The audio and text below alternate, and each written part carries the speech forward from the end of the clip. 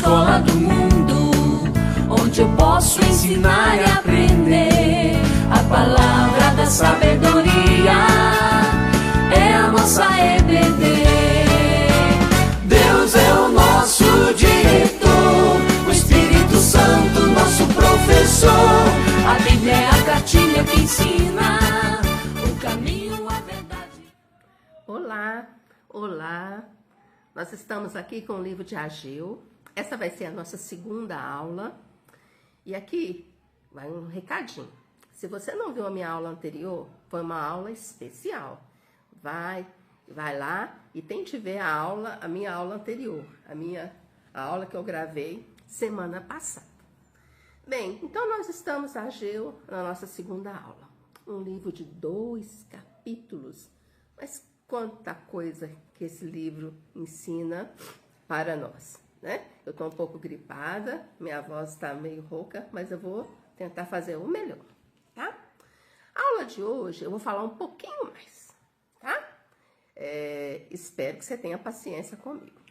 Eu vou tentar pegar os principais pontos do primeiro e do segundo capítulo e olha que eu não vou conseguir tudo. Então vamos lá, ok? Fica comigo. No capítulo 1, aparece 2 vezes a frase: considerai os vossos caminhos. Considerai os vossos caminhos. A primeira vez que aparece essa frase, considerai os vossos caminhos, lá em Ageu 1:3. Sabe por quê? O povo estava morando em belas casas, em casas forradas, né? E a casa de Deus estava lá abandonada. Eles começaram a construir, não levaram adiante. Então eles receberam um alerta: considerai as vossas casas, considerai o meu templo. A segunda vez que aparece a frase considerai os vossos caminhos, que é no versículo 7, Ageu 1:7. E aí eu vou pegar algumas coisas, algumas frases que estão lá. Vocês semeiam muito e colhem pouco. Vocês bebem, mas não saciam. Vocês vestem, mas não se aquecem. Por quê?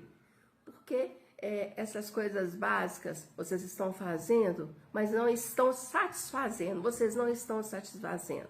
Vocês não são pessoas satisfeitas. Porque vocês têm que primeiro considerar as coisas de Deus. As coisas de Deus em primeiro lugar. Sempre. Buscai primeiro o reino de Deus e a sua justiça, e todas as outras coisas vos serão acrescentadas. E na minha última aula da EBD, nós terminamos esse capítulo de uma forma bem interessante, de uma forma que eu gosto muito. Nós terminamos cantando o hino: buscai primeiro o reino de Deus. Continuando. Aparecem 2 pessoas muito importantes no livro: Zorobabel e Josué. São 2 líderes muito importantes. Esses 2 líderes, as pessoas que estavam responsáveis por todo aquele povo, eles o quê? Obedeceram à voz do Senhor. Ageu falou, o profeta de Deus falou o que Deus tinha mandado ele falar, e esses 2 líderes, esses 2 homens, simplesmente obedeceram. Eles obedeceram o quê? A questão do templo. O templo estava, abandonado, uma obra que não tinha sido acabada, e eles precisavam o quê? Priorizar aquela obra. E interessante, agora, lá em Ageu 1:13, um versículo que está falando muito ao meu coração. Ageu fala o seguinte para o povo: eu sou convosco. Então, Ageu estava falando assim: olha, vocês têm uma obra pela frente. Vocês têm um desafio pela frente. Mas não olha para o desafio, olha para Deus, né? Olha para o nosso Deus, o Deus soberano. Porque Ele está dizendo: eu sou convosco. Esse versículo tem tocado muito nas minhas reflexões nos últimos tempos.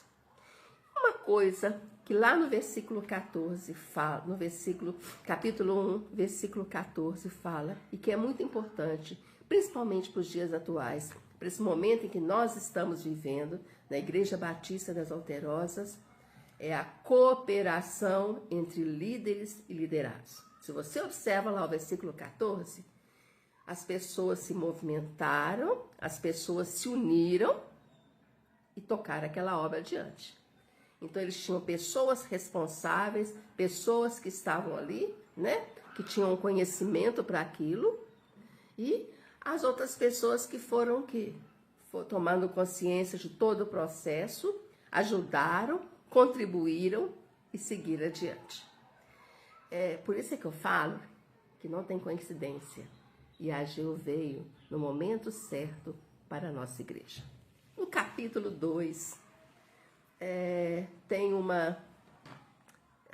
que agora, estudando, é que eu fui entender esse versículo, que muitas vezes a gente fala e a gente não entende. Aqui fala da primeira casa, né? Quando a gente estuda o livro de Ageu, lá tem a primeira casa. Que primeira casa que é essa? O templo construído pelo Salomão, que era um templo suntuoso, né? Vocês lembram como é que Salomão caprichou muito no primeiro templo? A gente sabe as consequências, como que ele conseguiu fazer isso. Mas a gente vai observar que aquele povo, os mais velhos, né? Que tiveram contato ou que receberam informações, eles sabiam que o primeiro templo de Salomão era uma coisa de encher os olhos, né? Então, na memória dele, ficava guardado isso, aquele templo reluzente. E na segunda casa, que era o momento deles, que eles estavam vivendo ali, é o que eles tinham que fazer, eles tinham que tocar aquela obra, eles sabiam que eles tinham que tocar aquela obra, mas eles ficavam lembrando daquilo. Mas aquele templo era assim, era assado. E aí a gente vai ver o seguinte, para aquele templo, para aquele momento, o templo, lugar de louvor, de adoração, era um templo que seria feito de uma outra forma, de uma outra maneira, mas com o mesmo objetivo. É isso que aquele povo depois, alguns entenderam e muitos foram entender depois, essa segunda casa, a glória da segunda casa, tá? E aí, a gente vai observar agora aqui o seguinte, aparece 3 vezes um verbo, esforça-te, esforça-te, esforça-te. O primeiro esforça-te vai para quem? Para os líderes. Isso é lá no versículo 4, tá? Ageu 2:4. O primeiro esforça-te vão para os líderes. O esforço agora é de vocês. O segundo vez que aparece o verbo esforça-te era por Josué, né? Que representava o quê? Era o sacerdote, né? Ele também tinha que se esforçar naquele processo todo. E a outra vez que aparece o verbo esforça-te, era o povo de Deus. O povo de Deus tinha que se esforçar. O povo de Deus tinha que cooperar. E outra coisa que a gente vê, então, nesse livro, é que quando fala trabalhai, eu sou convosco, a gente vai ver que na Bíblia, nós vimos isso muito em Provérbios. A gente não pode esperar receber as coisas de mão beijada. Ficar sentado esperando as coisas acontecerem. A gente tem que trabalhar. A gente tem que partir para a conquista, né? E que a gente tem os planos, a gente tem os sonhos, coloca na mão de Deus, mas a atitude é nossa. Nós que temos que partir para a conquista. Então, aqui, a importância do trabalhar. E outra coisa que é muito interessante nesse capítulo 2, né? Que a gente vê essa frase lá, Deus falando, né? É claro que por meio de Ageu, o profeta, o meu espírito permanece no meio de vós, não temais. A gente está vendo muito dessa questão do Espírito Santo nos últimos tempos, na nossa igreja em estudos, E aí a gente vai ver o seguinte, o Espírito Santo, ele está entre nós, no meio de nós, fazendo a obra dele, né? E quando a gente deixa o Espírito Santo agir, a gente viu isso muito na pregação do pastor Fausto, né? As coisas acontecem. Mas a gente tem que o quê? Deixar o Espírito Santo atuar em nossas vidas. E aqui aparece uma coisa, não fica com medo não. Se eu estou com vocês, se eu estou nessa grande obra, nesse desafio para a sua vida, não fica com medo não, vai em frente. E aqui no versículo 6, aparece outra vez uma frase que eu achei muito interessante. Farei tremer as nações e encherei essa casa de glória. Então Deus está falando para aquele povo assim, olha, vocês estão com a referência daquele templo de Salomão, mas é esse templo aqui, é neste templo que vai estar a glória de Deus. E a gente vai ver isso lá no Novo Testamento com Jesus. Então muitas vezes a gente não entende as coisas, entende porque muitas vezes as coisas acontecem em nossa vida. E aí a gente tem que lembrar o seguinte, é deixar o Espírito, né? Pedir a Deus sabedoria e deixar aquilo que ele atue em nossas vidas.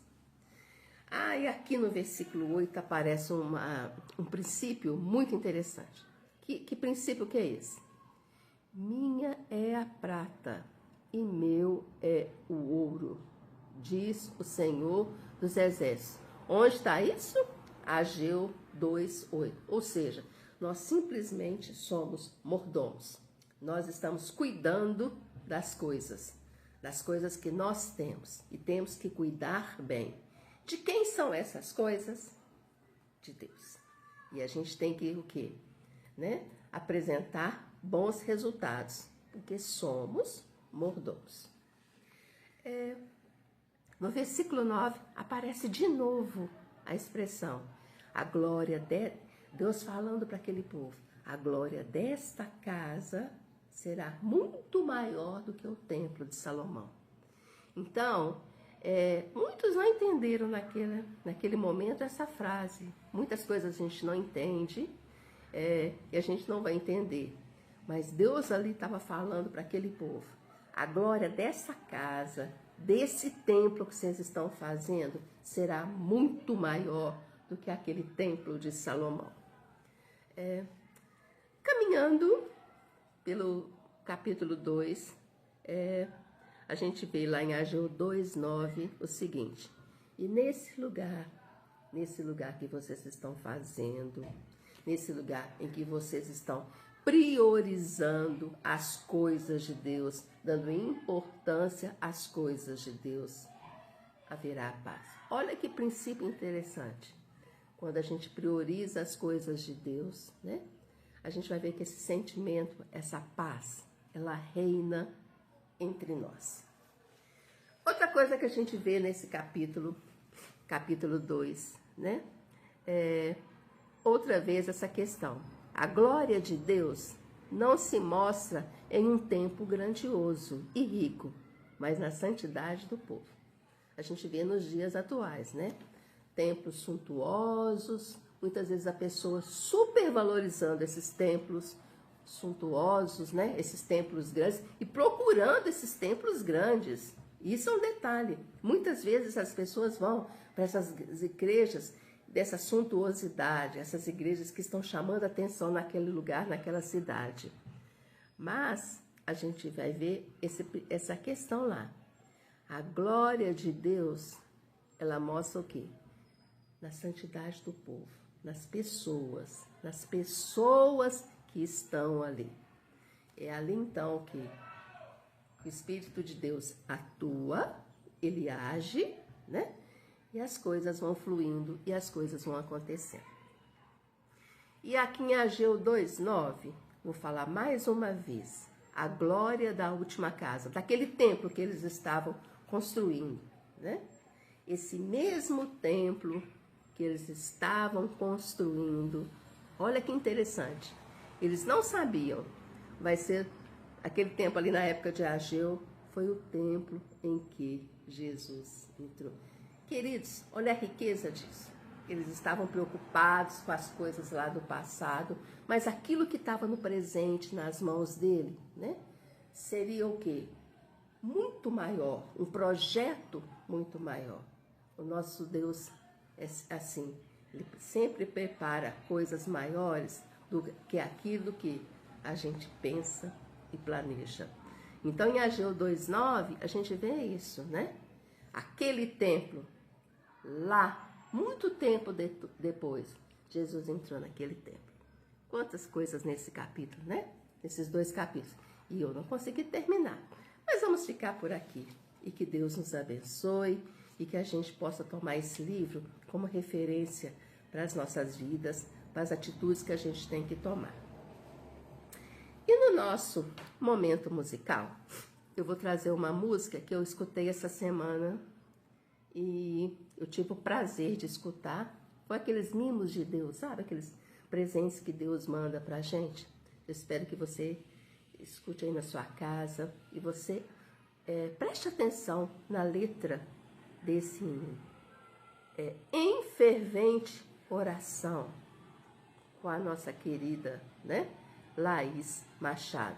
Vamos escutar? Vem de oração, vem o teu coração na presença de Deus derramar, mas só podes fruir o que estás a pedir quando tudo deixares no altar.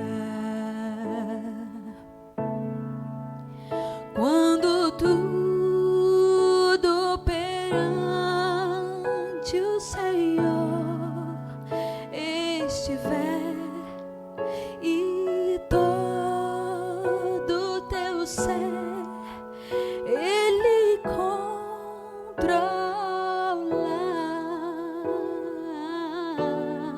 só então hás de ver que o Senhor tem poder quando tudo deixares no altar. Maravilhas de amor te fará o Senhor, atendendo a oração que aceitar. O seu imenso poder te virá socorrer quando tudo deixares no altar. Quando tudo perante o Senhor estiver e todo teu ser Ele controla,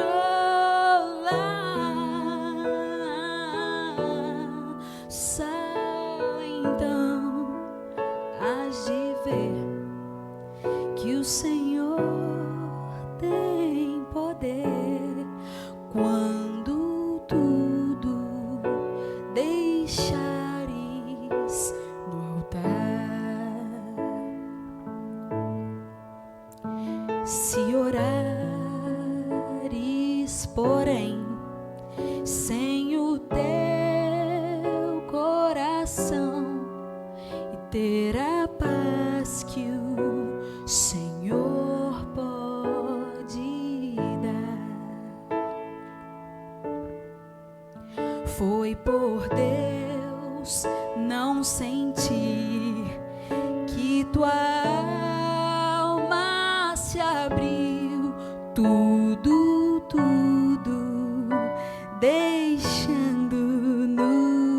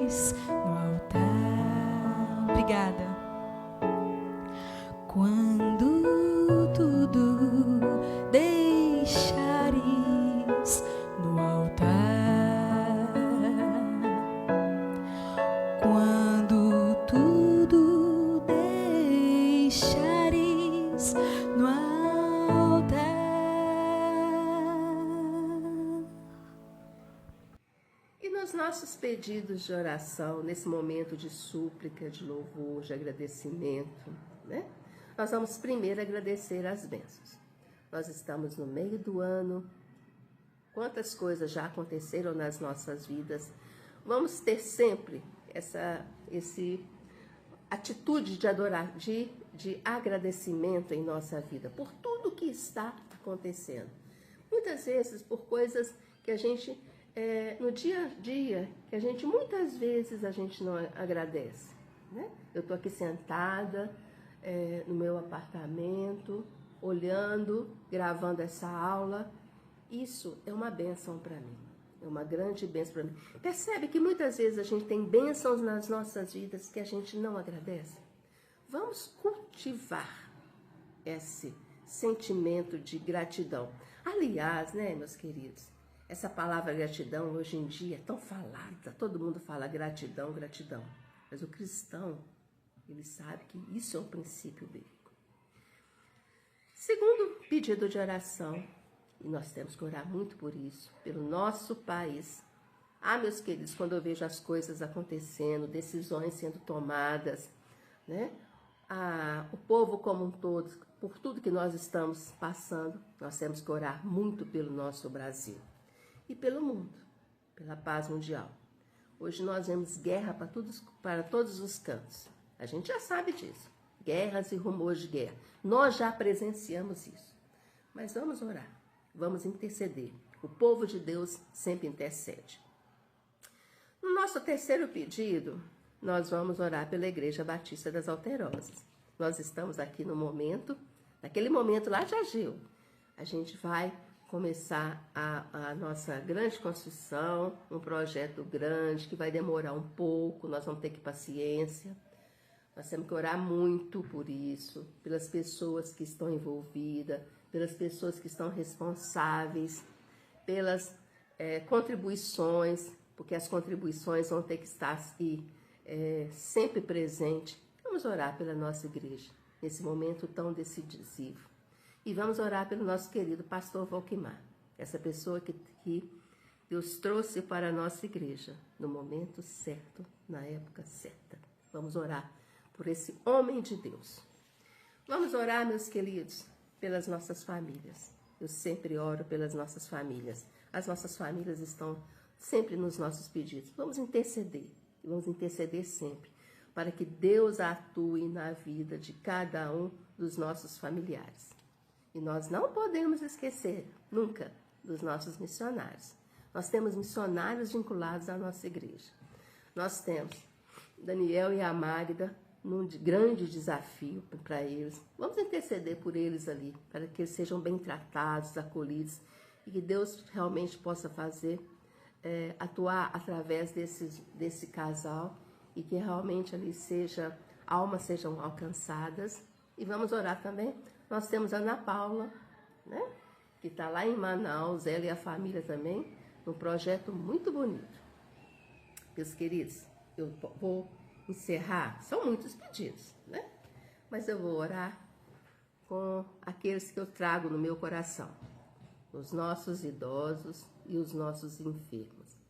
Vamos pedir sempre para que os idosos e os enfermos sejam bem cuidados, sejam bem tratados, que eles recebam carinho, né, especial nesse momento da vida deles. Nós não podemos esquecer essas pessoas no nosso meio. E nós vamos encerrar de uma forma que eu gosto muito. E eu gostei muito, eu participei. No nosso momento de despedida, nós vamos terminar com o coro Dominus, cantando o Salmo 23. Olha só que grande hino. Que Deus te abençoe. Tenha uma boa semana. Cuide-se. Nós estamos num período agora que nós temos que aumentar os cuidados com a nossa saúde. E que Deus nos abençoe. E vamos continuar sempre juntos e conectados. Vamos escutar então o Salmo 23? Tchau!